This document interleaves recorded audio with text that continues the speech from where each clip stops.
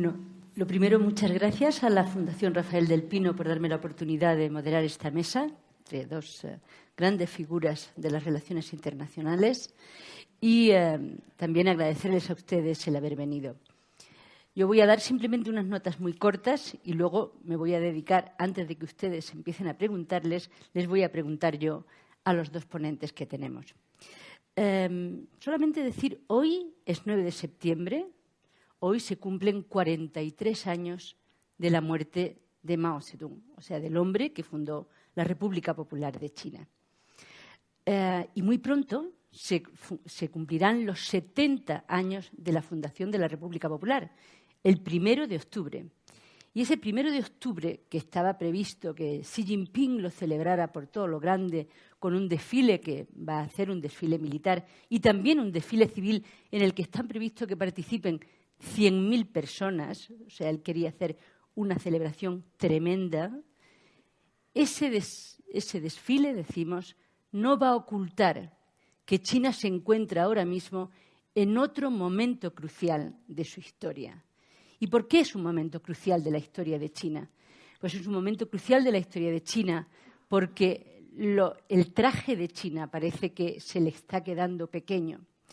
Vemos cómo los nacionalismos, el nacionalismo central se enfrenta a los nacionalismos periféricos de Hong Kong, de Taiwán, y no solo el nacionalismo central contra los periféricos, también el nacionalismo de la mayoría Han, que son el 91% de los chinos, con los nacionalismos de las minorías, como los uigures en Xinjiang, como los tibetanos en Tíbet. Entonces, por una parte tenemos el nacionalismo, por otra parte tenemos que hoy en día China se encuentra también en una desaceleración económica y no sabemos si esa desaceleración económica va a poner en riesgo los 40 años que han hecho de crecimiento tremendo que ha tenido China y que la han convertido en la segunda potencia económica mundial. Y además, como bien ha dicho Anna Salomon, nos encontramos con la hostilidad entre China y Estados Unidos. Nos encontramos con esa guerra comercial que es bastante más profunda de lo que parece porque oculta detrás una rivalidad entre China y Estados Unidos por la gobernanza global del siglo XXI y una rivalidad, sobre todo, por la transformación tecnológica y por la revolución tecnológica. China sabe que sufrió los 100 años de humillación porque no quiso participar de la revolución industrial de Europa y no quiere ahora que nadie le pase en la revolución tecnológica. Y eso, evidentemente, ha hecho el enfrentamiento entre las dos potencias. Y todo esto se produce, esas incógnitas sobre el futuro de China, se producen en un mundo en absoluta convulsión, en un mundo que está en convulsión en parte por esa misma reemergencia de China, en un mundo con un planeta exhausto, en un mundo en donde nos estamos planteando si el sistema que tenemos, el sistema que heredamos de la Segunda Guerra Mundial es válido y hacia dónde vamos. Y en un mundo en el que, como ya se ha dicho, no sabemos si Europa de una vez va a decidir que quiere ser un actor en el mundo y que para ello tiene que unirse y digamos que tiene que ser autónoma y pagar el precio de su autonomía. Y por otra parte, un Estados Unidos con un Trump que se pasa el día diciendo aquello del American First o el América primero, como si fuera el canto del cisne. En estas circunstancias, yo te pregunto, Fidel, ¿tú crees que China está preparada para hacer frente a la guerra comercial? Gracias, Georgina. Realmente yo me acordaba cuando en los años 80 estuve destinado en Japón y hubo esta guerra comercial entre Estados Unidos y Japón. Y yo creo que esto es muy diferente. Estamos ante algo distinto porque esto realmente es el primer episodio de esta nueva era de competencia a cara de perro entre China y Estados Unidos. Entonces, los dos saben que estamos empezando un proceso que va a ser muy a largo plazo y ninguno de los dos quiere cometer errores que luego le pudieran determinar a lo largo de este proceso, ya porque fueran vistos en una posición de debilidad o porque a lo mejor se atrevieran a ir demasiado lejos y luego tuvieran que retroceder. Entonces, yo por el momento veo que los dos están aguantando el tirón. Es una guerra de desgaste, las economías de ambos países están sufriendo, pero ninguno de los dos está sufriendo lo suficiente como para ceder en lo fundamental. Quizás China tiene una carta que Estados Unidos no tiene, y es que hay elecciones en Estados Unidos dentro de un poquito más de un año, ¿no?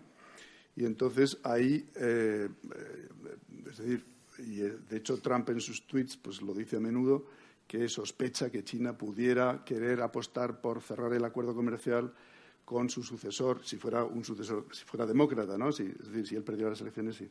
Aunque él, por supuesto, no considera que esa hipótesis tenga ninguna verosimilitud, porque va a ganar él, pero, en fin, en el caso extrañísimo que ganara un demócrata, pues China haría un acuerdo más fácilmente con su sucesor. Esto es posible que suceda, pero vamos a ver, viendo los tiempos, tenemos 1 año y 4 meses hasta que empezará la nueva administración en enero del 2021, ¿no? 2021.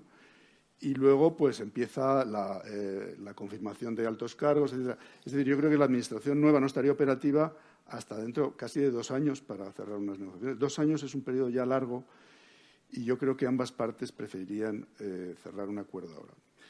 Ahora bien, hay un campo en el que China está sufriendo más que Estados Unidos, y es que muchas empresas americanas, y no solo americanas, se están yendo de China, están buscando otros lugares porque realmente han visto que el estar en China era una fuente de riesgo político y de incertidumbre. Y bueno, pues yo he visto el dato del 40% de las empresas del American Chamber of Commerce en China se han ido o están pensando en irse pues a lugares como Sudeste Asiático o México o otros países que tienen acuerdos comerciales con Estados Unidos. Entonces, bueno, esto plantea la famosa cuestión del decoupling, ¿no? De la desconexión entre las dos economías. Si se rompen o se redespliegan las cadenas de valor que vinculaban a Estados Unidos y a China, pues podemos estar ante un escenario pues de una economía que en determinados sectores se van separando, ¿no? Es verdad que si hay un acuerdo comercial esto cambia las cosas, pero cambia las cosas en algunos sectores sí y en otros no. Yo diría que un acuerdo comercial promovería más globalización, porque promovería más intercambios y por lo tanto, más interdependencia, pero en cambio las medidas de carácter tecnológico que Estados Unidos ha adoptado contra Huawei, por ejemplo, por el contrario, promueven la desglobalización, por lo menos en ese sector, porque esa desconexión no va a depender ya de un acuerdo comercial, sino que tiene su propia lógica, que es la lógica de la seguridad. Y ahí Estados Unidos quiere no ser vulnerable ante una excesiva dependencia económica con China, y China, a su vez, pues está haciendo exactamente lo contrario. Es decir, se da cuenta que dependía excesivamente de Estados Unidos en algunos sectores, como semiconductores, y quiere ser autónoma lo antes posible. En tu interesante investigación, que la has titulado El triángulo en el juego largo, sugieres que los dos grandes, planes que China hoy en día, que Xi Jinping hoy en día tiene y utiliza, que es por una parte el tecnológico, el Made in China 2025, o sea, creado en China, que no es hecho, sino creado con su propia tecnología, y el otro, el diplomático, la gran ruta de la seda, es lo que ha desatado la rivalidad de Estados Unidos y lo que también ha sembrado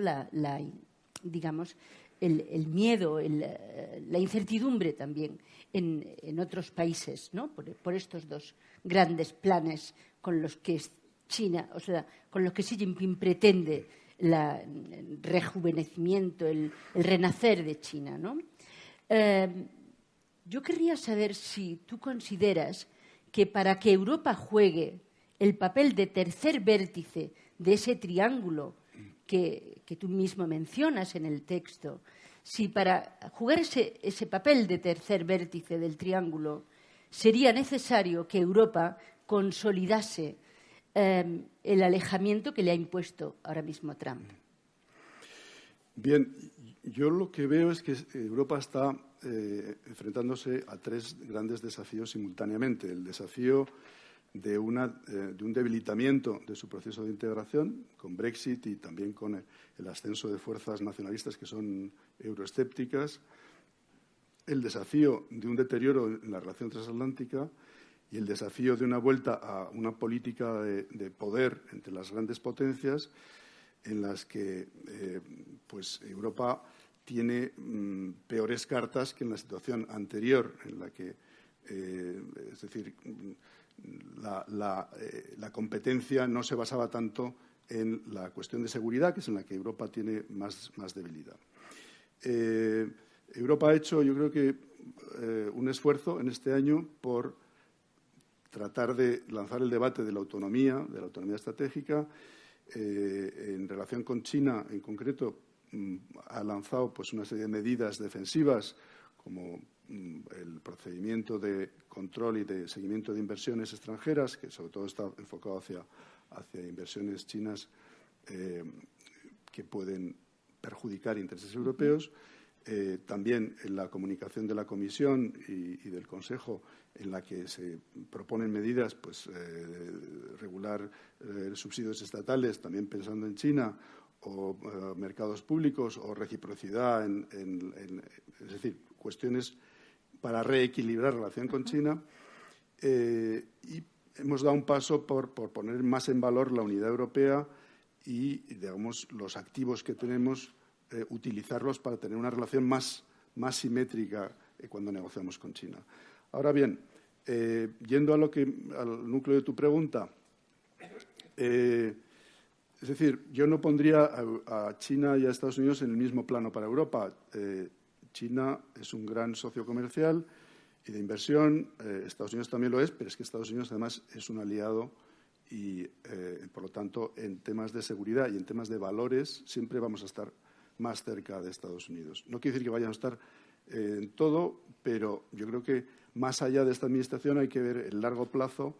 Y en el largo plazo yo creo que vamos a tener más coincidencias con Estados Unidos en estos temas que son centrales. Además, nos podemos encontrar con que Estados Unidos va a mirar más a partir de ahora al escenario ese, como decía Anna Salomon, el centro geopolítico del mundo va a estar más en Asia-Pacífico que en Europa y, por tanto, se va a desentender, al menos psicológicamente se va a empezar a desentender de Europa para centrarse en lo que considera su desafío central, que es el ascenso de China.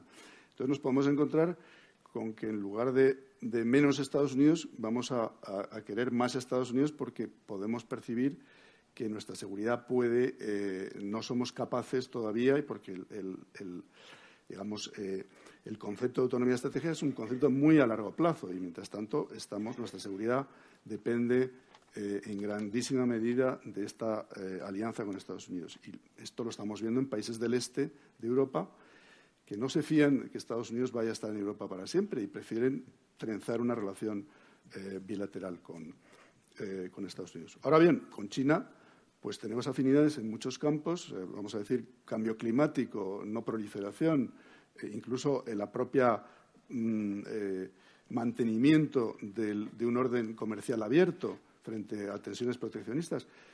Y en todas esas cuestiones, pues estaremos al lado de China. Es decir, yo creo que Europa debe fijar cuáles son sus intereses fundamentales y jugarlos con quien tengamos mayor afinidad en cada caso, ¿no? Con Estados Unidos en seguridad y valores, a veces también algunos temas económicos, y con China en todos los temas que he mencionado.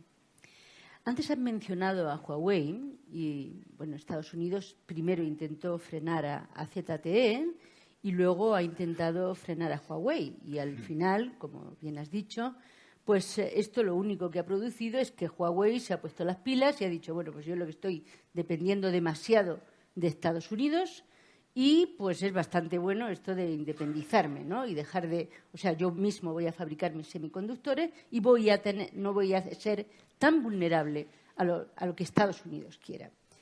Yo me pregunto ¿no habría sido más inteligente o mejor el que, digamos, el aunar los esfuerzos tecnológicos y con toda la creatividad que ha tenido Europa, que ha tenido Estados Unidos a lo largo de 200 años, haberla tratado de impulsarla en lugar de tratar de frenar a la tecnología ajena? Bien, bueno, eso es una pregunta muy interesante y complicada. Pero vamos, por resumir, yo veo hay dos debates. Uno, el debate sobre la política industrial, es decir, si queremos tecnología, ser más fuertes y tener tecnologías propias, hay que tener un mayor protagonismo de los poderes públicos para impulsarla, como tuvimos en Europa en el caso de Airbus o en el caso de Galileo, o hay que dejar simplemente las fuerzas del mercado que hagan su trabajo y no interferir. Este debate lo han impulsado Alemania y Francia. Las instituciones europeas van a tener que implicarse porque hay cuestiones de competencia, hay cuestiones de subsidios estatales, de regulación, y todo eso va a estar en la agenda de la nueva Comisión desde el primer día. Pero es que en Estados Unidos, que es un país que todavía más reacio a la intervención estatal en la economía, pero sin embargo, ¿qué ha pasado con 5G? En 5G se han encontrado con que no tenían ninguna empresa que pudiera competir en la liga de los campeones. Es decir, la liga de los campeones estaba Huawei, hay dos empresas europeas, Ericsson y Nokia. Está Samsung y algunas poquitas más, pero Estados Unidos no tenía ninguna empresa entre estas grandes en este sector. Entonces, realmente se han dado cuenta que había un fallo de mercado y que ya hay un debate también incipiente, pero que está ahí, yo lo percibo, para ver si realmente tendría que haber más intervención estatal para fortalecer su capacidad científica y tecnológica. El segundo debate es el debate de la seguridad, y lo hemos visto también con motivo del 5G. En Europa, es decir, los riesgos de que haya una empresa china como actor predominante en las redes de telecomunicaciones 5G en Europa, pues sin duda es un riesgo que se entiende, pero en Europa se ha querido mitigar el riesgo, equilibrar las consideraciones económicas con las consideraciones de seguridad, y esto ha sido un poco la posición, pues yo creo que de la inmensa mayoría de los países. ¿De qué riesgo estamos hablando? Estamos hablando del riesgo de la información que pueda escaparse a través de las redes y caer en manos de un país como China, pero también del riesgo de que el 5G, todo el mundo sabe que va a ser quizás la infraestructura crítica más sensible, porque de ahí van a colgar pues todas las grandes tecnologías del futuro, ¿no? Ya sean aplicaciones de inteligencia artificial o los coches autónomos o la smart cities o smart factory, etcétera. Entonces, ahí realmente tenemos otra visión que Estados Unidos. Estados Unidos piensa que solo la exclusión de las empresas chinas proporcionan un entorno seguro en el que poder comunicarse en confidencia pues con sus socios a través de incluso de todas las redes que pasan por las bases militares en Europa, por la propia red de la OTAN, etcétera. Entonces, ¿qué sucede aquí?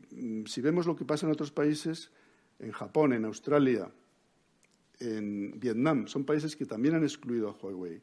Y son países que conciben y seguramente están reflexionando sobre cómo sería un escenario de conflicto con China el día de mañana. Y ese conflicto en China, pues todos los analistas militares te van a decir que la primera fase de cualquier conflicto bélico del futuro va a ser en el campo cibernético. Y entonces, estos países han preferido excluir a Huawei precisamente porque, no por presión de Estados Unidos, sino porque no quieren quedar en situación de vulnerabilidad si un día llegan a una situación de tensión con China. En Europa, esta digamos, este escenario, estas hipótesis nos pillan lejos. China no es una amenaza militar en Europa, Europa está lejos de Asia, pero de alguna manera tenemos que, yo creo que al menos tomar conciencia de que estamos cambiando hacia un mundo más duro en el que, así como la globalización era todo el mundo ganaba, win-win, pero en el mundo en la lógica de la geopolítica, pues es un juego de suma cero, o al menos así se percibe. Es decir, si uno gana es porque otro pierde. Entonces, este mundo más duro, no digo que nos pleguemos a él, pero sí tenemos que conocerlo para, como decía un jefe mío, no hacernos trampas en el solitario. Vemos que Rusia, después de la anexión de Crimea, Europa, Occidente en general, ha tenido una actitud muy, muy fuerte contra Rusia, ¿no? De sanciones y tal. Y esto pues ha llevado, en cierta medida, a Rusia a echarse en los brazos de China, ¿no? ¿El futuro de Europa crees que pasa por recuperar a Rusia? ¿Puede Europa tener algo que hacer si no vuelve a atraer a Rusia dentro de su esfera de influencia? Bien, efectivamente, hemos visto en los últimos años cómo China y Rusia se iban acercando hasta conformar lo que algunos llaman una entente, no, sino una verdadera alianza. El comercio en todos los sectores, ¿no? El comercio entre Rusia y China pues ha aumentado en el último año un 27%, está ahora en 107.000 millones de dólares. China y Rusia por primera vez han llevado a cabo maniobras militares conjuntas en Siberia el año pasado. Y en lo político, pues el presidente Xi Jinping y el presidente Putin se han reunido desde que el presidente Xi Jinping es presidente, es decir, desde 2013. En 6 años se han reunido ya, han tenido 26 encuentros entre ellos, que da una muestra de la voluntad que tienen de estar concertados, ¿no?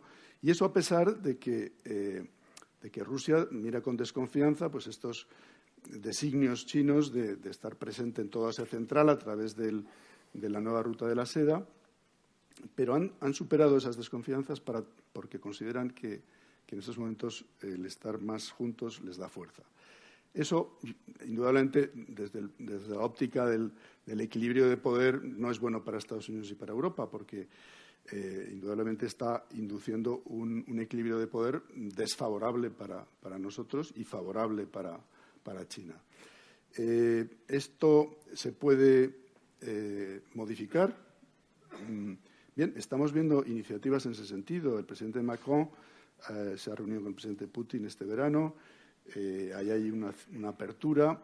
El presidente Trump quiere invitar a Rusia a participar en el G7 de nuevo e incluso invitarle a la reunión del año que viene en Miami. Todo pasa, indudablemente, por una solución para el problema de Ucrania, y que ahora no se ve, pero, en fin, hemos visto ya hace unos días el intercambio de prisioneros entre ambos. Es decir, hay movimientos. Yo creo que, desde luego, para Europa y Estados Unidos tendría mucho más sentido una Rusia que no estuviera tan cercana a China. Y para Rusia también, yo creo que el ser un socio menor de China tampoco les debe producir una enorme comodidad, y preferirían tener más capacidad, más cartas y poder jugar a veces con Europa y con Estados Unidos, a veces con China, dependiendo del tema, pero sin verse tan alineados en una entente cerrada con China, ¿no? Finalmente, Fidel, ¿tú consideras la guerra comercial como la tapadera de una lucha por la supremacía tecnológica y por la hegemonía mundial? ¿Crees que esa es la primera etapa de esa confrontación entre las dos potencias? Pues la respuesta corta es que sí. Es decir, China ha acumulado un enorme poder económico, que también se traslada, lógicamente, pues al campo político y al militar. Y eso ha cambiado, digamos, la configuración del sistema mundial tal como lo conocíamos. Estados Unidos vivió su momento unipolar después de la Guerra Fría, en un momento en el que Rusia se estaba recuperando del descalabro de la Unión Soviética y China estaba concentrada en su desarrollo económico y estaban prácticamente desaparecidas del panorama internacional. Entonces Estados Unidos pues era la única superpotencia. Pero es que ese mundo se ha acabado ya. Ya hay una potencia como China que puede tener una economía mayor que la de Estados Unidos en no muchos años. Tiene ya sectores tecnológicos avanzados en los que está empezando a ser enormemente competitiva. Ha modernizado sus fuerzas armadas y es un actor de primer orden, ¿no? Entonces ahí pues entramos en esa dinámica que no es nueva en la historia, sino todo lo contrario, de la potencia emergente que rivaliza con la potencia establecida, ¿no? Esta imagen de la trampa de Tucídides que mi profesor en Harvard, Graham Allison, pues ha conseguido popularizar y que yo creo que tiene el mérito de poner lo que está pasando actualmente en una perspectiva histórica. Es decir, ha pasado muchas veces antes y a veces se ha resuelto de forma conflictiva y a veces no. En fin, el futuro está abierto y no está predeterminado, ¿no? Pero China y Estados Unidos, esta metáfora de Tucídides la ven de maneras muy, muy diferentes, ¿no? Para China es algo casi natural, porque ellos en sus 5.000 años de historia han pasado por momentos de declive, por momentos de resurgimiento. Entonces ahora ya ellos se sienten que están en un momento de ascenso y, por lo tanto, les suena, este relato les suena que es favorable para ellos, ¿no? Y, de hecho, yo, en la única ocasión que he tenido de estar con el presidente Xi Jinping, en una escala que hizo en España hace 3 años, acompañándola entonces vicepresidenta del Gobierno,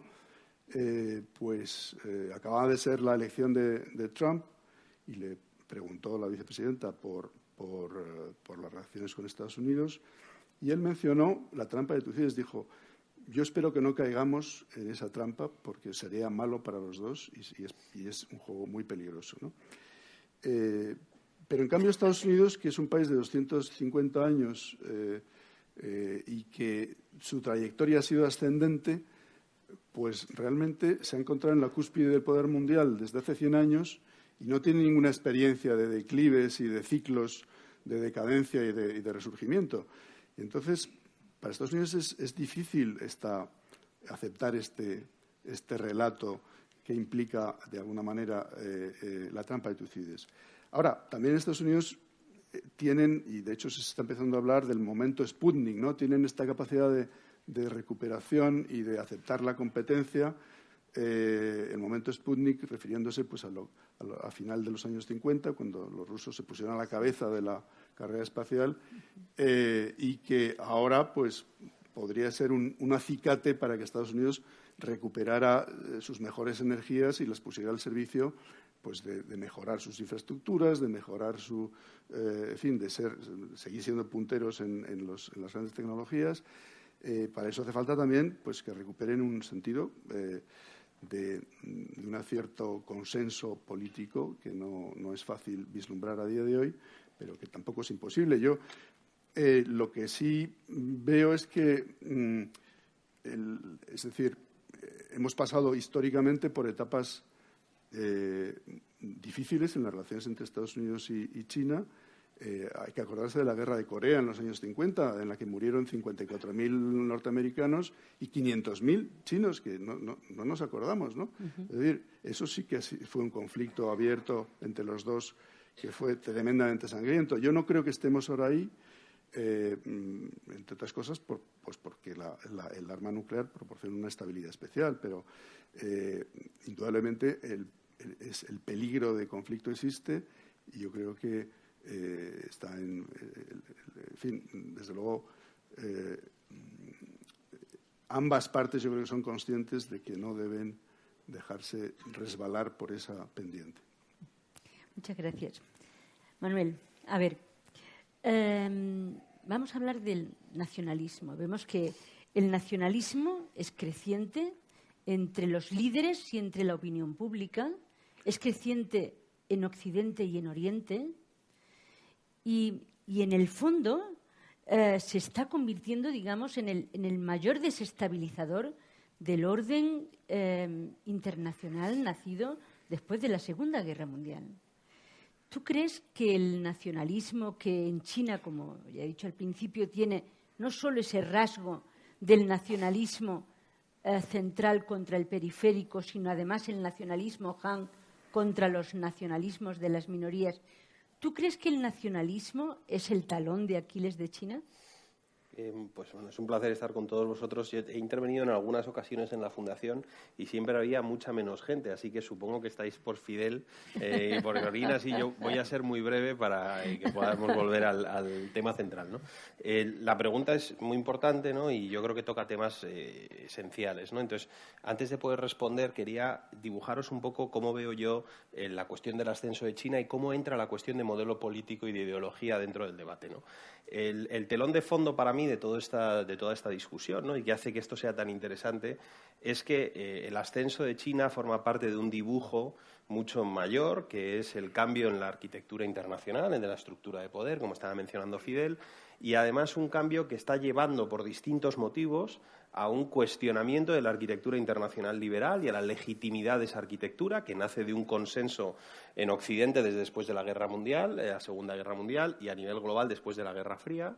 Y ese cuestionamiento se produce, a mi modo de ver, por dos fuerzas, ¿no? Una exógena o de asedio al orden desde fuera, y ahí entra la pieza china, y ahora entraré, porque en el orden, en los últimos 10, 20 años, han emergido una serie de fuerzas de nuevos países y de realidades que cuestionan la arquitectura internacional en elementos muy fundamentales, y ahora llegaré a ellos, ¿no? Incluso el político mismo, la legitimidad de la democracia liberal y la democracia representativa, y un componente no exógeno, sino endógeno, que es una verdadera implosión del orden liberal desde dentro de ese orden, ¿no? Y es el creciente apoyo a fuerzas iliberales y a posicionamientos abiertamente iliberales en países occidentales, como es el Reino Unido, Estados Unidos. Y es la combinación de esas fuerzas lo que hace que este sea un momento tan extraordinario, donde tenemos antagonistas emergiendo y cada vez más importantes, y un proceso de debilitamiento de la arquitectura desde dentro o por parte de aquellos que la construyeron. Yo no sé cuál de estos dos procesos es más grave, aunque me atrevería a decir que probablemente el de implosión sea más grave, porque está produciendo unos liderazgos y una fractura y un debilitamiento inmenso, ¿no? ¿Qué le hace más daño a la legitimidad de la Unión Europea, ¿no? ¿Las amenazas externas de esa unión o el Brexit o una posible presidencia de Marine Le Pen en Francia? ¿Qué le hace más daño a la OTAN, ¿no? ¿Las amenazas externas en la frontera este de la OTAN o la presidencia de Trump, ¿no? Y su cuestionamiento de ciertas cláusulas? Entonces, por contestar a la pregunta en la cuestión china, ¿no? En concreto, y el nacionalismo. ¿Y por qué hablamos, por cierto, de guerra fría tecnológica y por qué, en parte, este marco empieza a ser un marco que se utiliza? Yo creo que aquí hay dos factores. Hay un factor económico que está detrás del ascenso de China y por qué ese ascenso es tan problemático. Y aquí ha habido un cambio en la estructura de la economía internacional, es para los que la hemos estado estudiando verdaderamente fascinante, que se manifiesta a mi modo de ver en tres cuestiones, ¿no? Esto es cómo la tecnología y la economía digital ha cambiado el modelo económico internacional. El primero es que la economía digital está produciendo una concentración de conocimiento evidente en ciertos clústeres de conocimiento. Esto es atípico porque nadie lo esperaba, de hecho esperábamos lo contrario. Seguro que muchos de vosotros leísteis las tesis del mundo plano, ¿no?, de Friedman y de otros. La economía digital iba a distribuir el conocimiento geográficamente, uno se iba a poder conectar a través de Internet a procesos productivos donde estuviere, iba a haber casi un renacimiento de la periferia, ¿no?, del campo. La realidad está siendo justo la contraria. La economía digital está produciendo una concentración de conocimiento. Esto lo estamos viendo, por cierto, en España ha habido un debate largo sobre la España vacía, ¿no?, o vaciada, la despoblación de las provincias y la pérdida de oportunidad económica. Bueno, ¿dónde se encuentran los grandes polos de conocimiento en estos momentos? Eminentemente en China y en Estados Unidos. Entonces, hay una clarísima competencia que se está agravando por el talento y estos dos países resulta que están en ambos polos de colisión. La segunda es que el sector empresarial se está segregando a nivel internacional y se están produciendo dos tipos de empresas, unas que son productivas y competitivas, eminentemente plataformas, empresas que hacen uso de información y de datos y que están concentrando el crecimiento de la productividad. Esto es muy trascendental porque te dibuja un mapa empresarial altamente competitivo, sobre todo en el apartado tecnológico, ¿no? ¿Por qué se produce la colisión entre China y Estados Unidos en lo comercial, en primera instancia en lo tecnológico? Uno de los motivos es una competencia salvaje por el control de la frontera tecnológica en mercados que cada vez son más de suma cero, donde tú tienes uno o dos actores con un poder oligopolístico, si no monopolístico en esos sectores. ¿Dónde están las grandes empresas tecnológicas en este momento? En China y en Estados Unidos. De las empresas más grandes de Internet, las 20 más grandes, no hay ninguna europea, son todas chinas y norteamericanas. Esto nos plantea un problema muy grave a los europeos, pero si queréis después hablamos de ello, ¿no? Por no extenderme. Y la tercera es que la transferencia tecnológica también se está concentrando.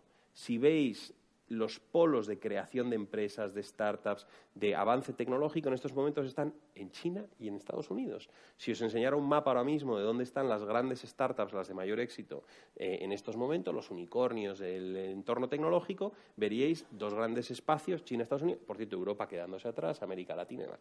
Por lo tanto, primer punto que yo creo que es que a veces se nos escapa a los que estudiamos política internacional. Hay una serie de tendencias en la economía que hacen que esa trampa de Tucídides sea más probable de lo que era antes, ¿no? Una economía mucho más competitiva, de suma cero y de colisión de intereses. Pero esto no es lo interesante. O sea, yo creo que esto es interesante, pero lo que es fascinante es lo que está produciendo la tecnología en cuanto a modelo político. Y aquí toco lo que tú comentabas, ¿no? Y yo creo que es el corazón del debate. Porque China está desafiando otra de las grandes tesis de la ciencia política en los últimos años, que lo que decía era que cuando un país golpeaba cierto nivel de renta per cápita, de riqueza, esto precipitaba una transición democrática. La teoría era que, bueno, un Estado con una clase media amplia tenía una serie de demandas complejas y de problemáticas sociales que un Estado centralizado autoritario no era capaz de gestionar, por lo tanto se veía desbordado y se producía un vuelco democrático. Bueno, China está desafiando esta teoría, está en niveles de renta per cápita ya acercándose, donde ya habríamos visto en otros casos inestabilidad política y una demanda de transición política, y eso no se está viendo. Al contrario, estamos al parecer viendo una mayor concentración. Por lo tanto, punto uno, China parece desafiar, y esta es la gran pregunta de la ciencia política en relación a China. ¿Hasta cuándo va a poder China desafiar? ¿Vamos a ver un país que se meta de lleno en niveles de renta per cápita elevados, una economía compleja, una sociedad compleja, gobernada por un sistema centralizado autoritario, etcétera? Esta es una pregunta que yo creo que está ahí y es el telón de fondo de la disputa. Porque en Estados Unidos, en el Departamento de Estado, no lo pondrán en estos términos, pero la realidad es que aquí había un gran consenso entre Occidente y China.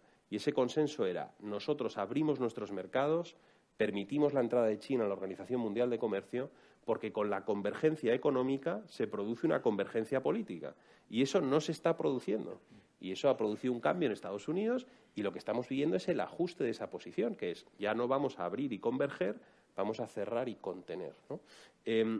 Y además China está haciendo un uso de la tecnología que yo creo que plantea serios problemas en Occidente. En primer lugar, porque está haciendo un uso de la tecnología para reprimir a ciertas minorías y disidentes, los uigures que comentabas en Xinjiang, lo que está pasando ahora, por ejemplo, en Hong Kong, ¿no? ¿Por qué están tirando postes con cámaras de reconocimiento facial en Hong Kong? Porque son plenamente conscientes de que hay un aparato muy sofisticado de captura y reconocimiento facial y registro de la oposición o captura y reconocimiento por iris. Es complejo, ¿no?, el sistema que se ha constituido. Y con esto termino y respondo a tu pregunta sobre cuál es el punto débil, yo creo, o el corazón de este debate, va más allá del uso de la tecnología y es el siguiente. Si lo pensáis, uno de los grandes argumentos prodemocráticos del siglo XX y de esta parte del XXI era que la democracia funciona como un sistema nervioso. En el fondo, los sistemas políticos uno los puede entender como sistemas de información, porque lo que hacen es construir canales para transportar información del parecer de la gente al corazón del gobierno, ¿no? Amartya Sen tenía una anécdota, una frase muy famosa, que él siempre ha dicho que el motivo por el que él defiende la democracia es porque él es incapaz de encontrar un solo caso en el siglo XX de una hambruna en una democracia. ¿Por qué es eso significativo? Porque él lo que decía es que una democracia, antes de permitir ese nivel de dolor en una parte de su cuerpo político, reacciona e impide que se produzca una hambruna. Lo que los chinos nos dicen, algunos colegas, y están empezando a escribir sobre ello, es que a través del uso de la tecnología, del Big Data y de la inteligencia artificial, van a ser capaces de conocer el parecer de sus ciudadanos sin la necesidad de todo el andamiaje democrático, sin la necesidad de la libertad de prensa, de la libertad de asociación o política o de elecciones. Eso se va a saber a través del uso de la tecnología y, por lo tanto, van a poder prescindir. Entonces, yo creo que este es el quid del reto. Emerge un país inmenso, sofisticado, con capacidad tecnológica, que plantea un modelo radicalmente distinto del nuestro y nos dice que nos gana en el corazón del argumento democrático. Va a ser capaz de responder mejor a las necesidades de sus ciudadanos, incluso anticiparlas. Y ese yo creo que es el debate al que nos tenemos que enfrentar de manera frontal, ¿no? Que son nuestras ineficiencias, aparentes ineficiencias, frente a una especie de tecnocracia autoritaria, centralizada, sostenida por esa tecnología, que puede, pero y con esto ya de verdad termino, puede cambiar la ecuación y la balanza de la pregunta que yo os decía antes. ¿Cuándo se va a producir esa transición democrática? Hay gente en China que te dice, en nuestro caso, a lo mejor hemos superado lo que llevó al colapso de la Unión Soviética y otros regímenes centralizados autoritarios. ¿Por qué? Las ineficiencias del sistema las vamos a resolver a través del uso de la tecnología. Uh-huh. Bueno, vivimos en un mundo multipolar y nos damos cuenta de que vivimos también en la mayor crisis del multilateralismo.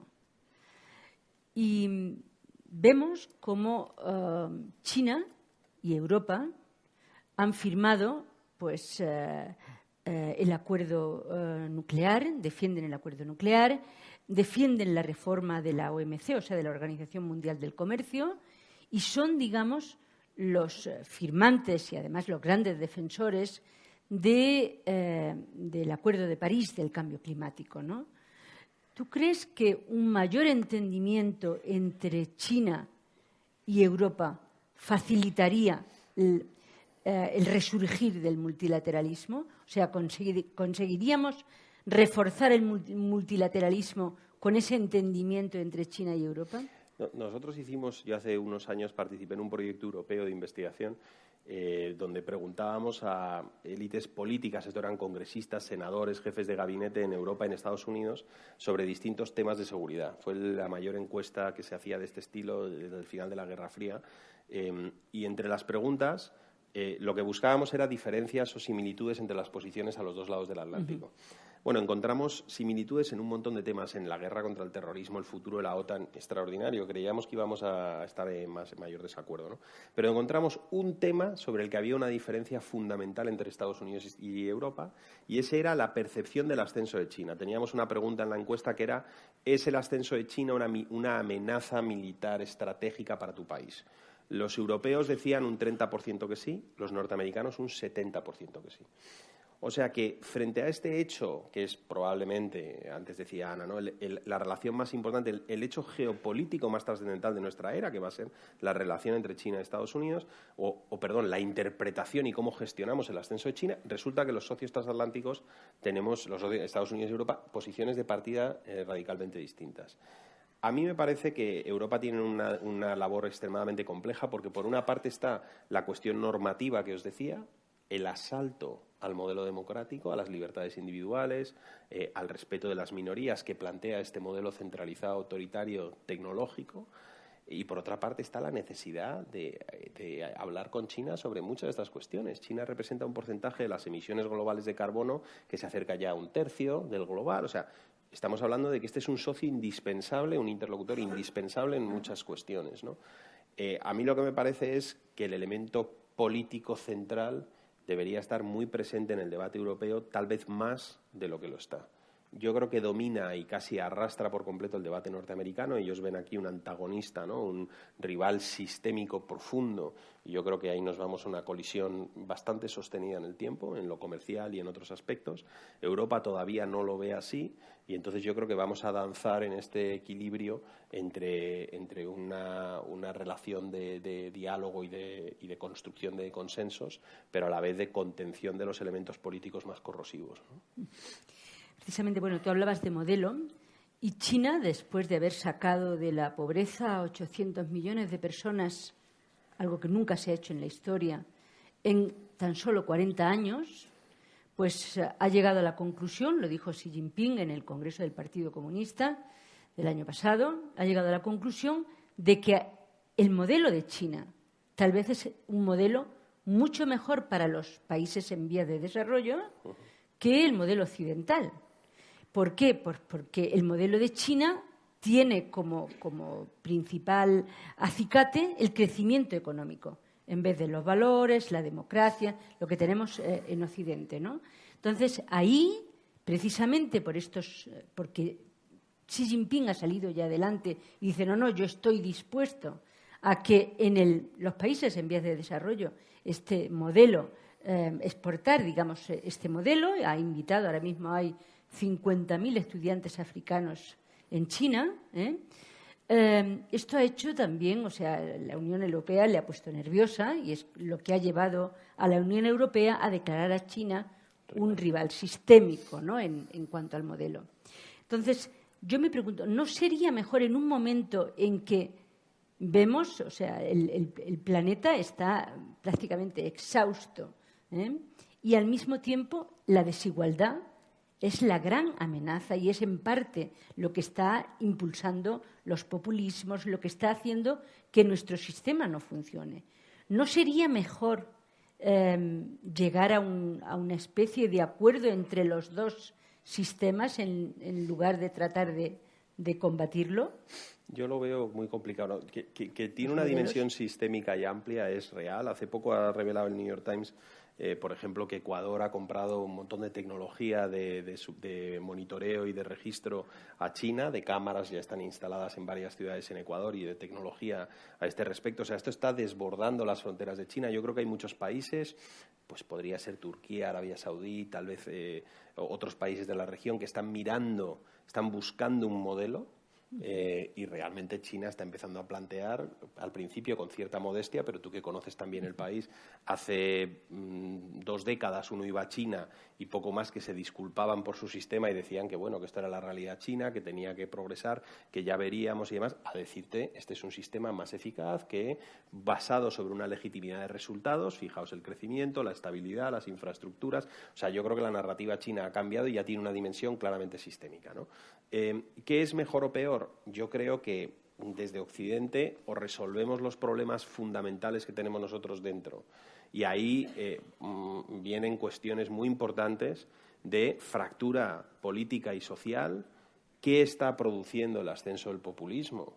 El vaciado del centro de nuestro espectro político que se está produciendo prácticamente en todas las democracias, ¿no?, occidentales, y por lo tanto la radicalización de nuestra política, o con enorme dificultad vamos a enfrentarnos a la narrativa de la legitimidad y eficacia de un modelo que hasta la fecha ha arrojado unos resultados absolutamente increíbles. Antes Fidel lo ha comentado, no ha dado datos, pero si queréis yo os doy 2, por ejemplo. Entre 1970 y el 2017 el PIB chino pasó de 92.000 millones de dólares a 12 billones, 12 trillones norteamericanos. Es un crecimiento de 120 veces, ¿no?, en un periodo de 30, 40 años. El gasto militar entre 1992 y el 2019, o sea, unos 30 años, pasó de 10.000 millones a 175.000 millones, ¿no?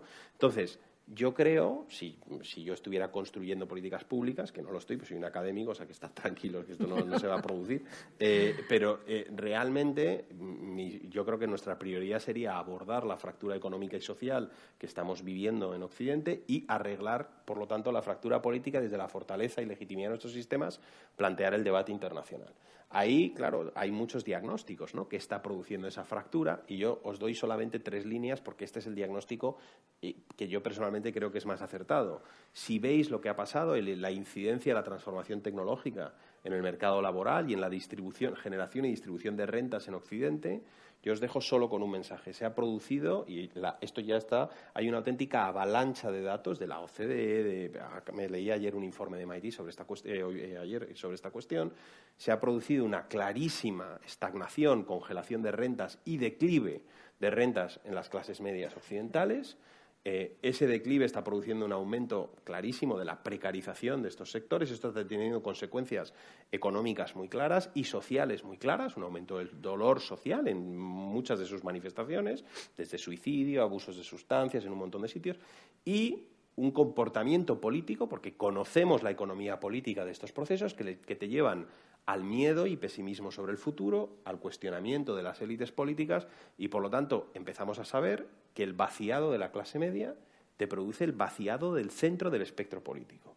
Y ese proceso te lleva a un cuestionamiento, porque te elige un liderazgo político que te lleva a un cuestionamiento de las instituciones como la Unión Europea, la Organización Mundial de Comercio y la Arquitectura Comercial, incluso la integración regional, y eso nos debilita enormemente. Por lo tanto, yo, en este punto, más incluso que hacer una defensa, ¿no?, del diálogo con China y de actuar como puente, yo creo que lo que tenemos que hacer es un llamamiento claro a la necesidad de fortalecer la legitimidad de nuestro sistema, y eso pasa por corregir los problemas económicos y de vaciado de nuestras clases medias, porque sin eso no lo vamos a arreglar. Vamos a tener un liderazgo político cada vez menos ilustrado, más incapaz de gestionar los problemas de la migración, los problemas del cambio climático, los problemas de integración regional o de la economía global, ¿no?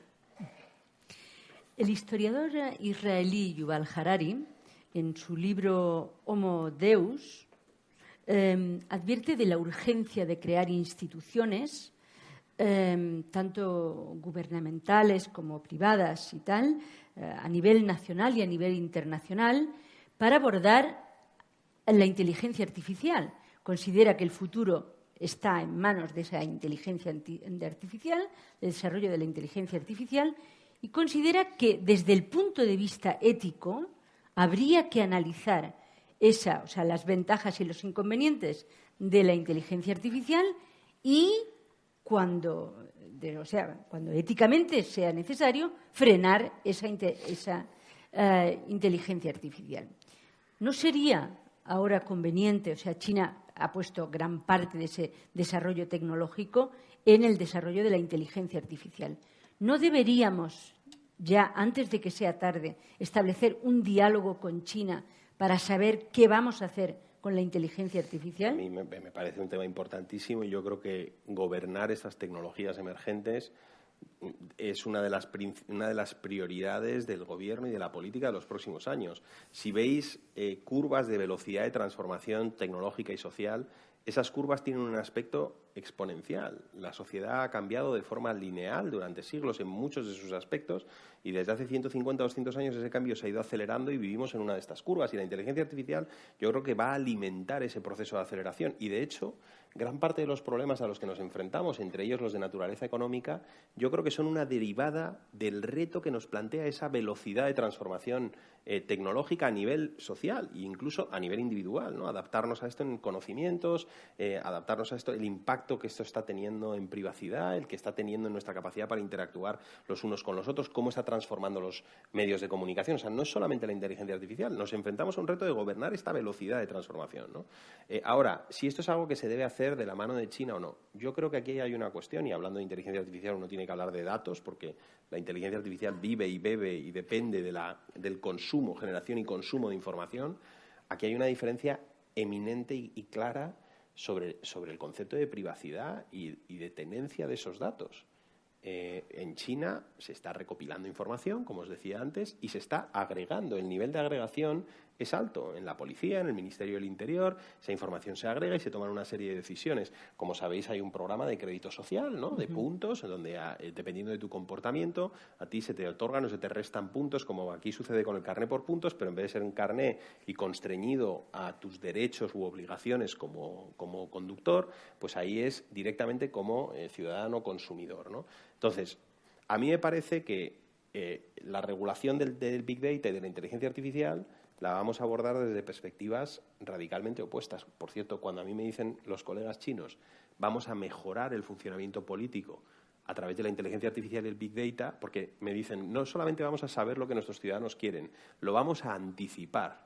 Claro, lo que no te dicen es que hoy en día, con los conocimientos que tenemos de neurociencia y de ciencias del comportamiento, el conocer cómo tus ciudadanos se comportan y el darle forma o manipular ese comportamiento, eso tiene una frontera cada vez más delgada, ¿no? Entonces, yo no creo que esto lo estén haciendo en China desde un espíritu liberal, de respeto y de atención a sus ciudadanos. Lo que se está construyendo es una maquinaria capaz de darle forma al comportamiento de la gente, anticiparla, darle forma, y probablemente pues manipular ese comportamiento. Otra pregunta importante es ¿qué va a hacer ese mandarinato, ¿no?, chino ilustrado e informado cuando lo que la información y ese sistema todopoderoso lo que le empiece a decir es que ese mandarinato se tiene que hacer el harakiri e irse a casa, ¿no? Porque de verdad se quiere una transición. En Occidente lo que hemos aprendido es que a veces hay que cambiar al liderazgo político, ¿no? Y más básicamente mandarles a su casa. La pregunta es qué se va a producir, ¿no? Por lo tanto, yo creo que diálogo seguro, pero yo creo que en la cuestión de la gobernanza de estas tecnologías y en concreto el aspecto de la privacidad nos vamos a encontrar en posiciones de difícil conciliación. Y vamos otra vez a ese triángulo de la tesis de Fidel. Y volvemos como última pregunta ya, antes de pasar a que sea el público el que os pregunte a vosotros. La lucha por la primacía tecnológica entre China y Estados Unidos acaba de empezar. Y ¿debe Europa tratar de no ser arrastrada a esa rivalidad entre los dos y alzarse, o sea, con su propia autonomía, con su propia voz, como bisagra entre ambos, o como la forma de moderar, o sea, como colchón entre China y Estados Unidos? ¿Tú crees que es posible, que Europa todavía tiene esa posibilidad? Yo creo que cada vez va a ser más difícil que Europa opere dentro de ese margen. La presión por parte de Estados Unidos yo creo que va a ser creciente. Creo que en Europa vamos a empezar a comprender la dimensión y la escala y la dimensión tan sistémica del reto que tenemos por delante. Yo lo veo francamente complicado que podamos navegar ese espacio en el entorno que se va a construir. Es un poco trágico porque yo creo que nos vamos a ver arrastrados, pero es que desde la fortaleza no paramos de hablar, ¿no? Los europeos, cuando yo voy a conferencias y a paneles sobre la política exterior europea y demás, de la fortaleza normativa de valores que es Europa, ¿no? Nosotros debemos de tener una política exterior normativa, defender los grandes valores sobre los que se ha construido la Unión. Esos valores tienen que ver con el respeto a las minorías, con la privacidad, con el cosmopolitismo, con un alejamiento claro del nacionalismo, rechazar el nacionalismo como narrativa política. Eso en China impregna gran parte de las instituciones, ¿no? Entonces, a mí lo que me encantaría es que sanáramos parte de los problemas que tenemos en la relación transatlántica y desde la fortaleza de un sistema mucho más equitativo, justo y resiliente en Occidente, planteáramos comúnmente un modelo en cuanto a tecnologías emergentes, a modelo político. Yo creo que nos hace falta realmente una fortaleza clara en cuanto a nuestro modelo y a nuestros valores, ¿no? Y yo creo que aquí titubear va a ser cada vez más problemático en un entorno donde uno de los grandes actores, si no el gran actor económico y político, lo que está produciendo es un clarísimo asalto al corazón de los valores sobre los que se ha construido Europa, valores que yo creo que la mayoría de la gente que está en esta sala valora profundamente, en algunos casos dándolos por hecho, ¿no?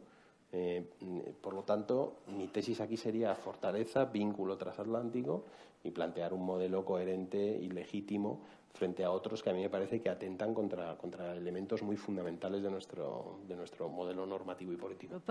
Y muchas gracias a ustedes por venir. Y gracias también otra vez a la Fundación Rafael del Pino.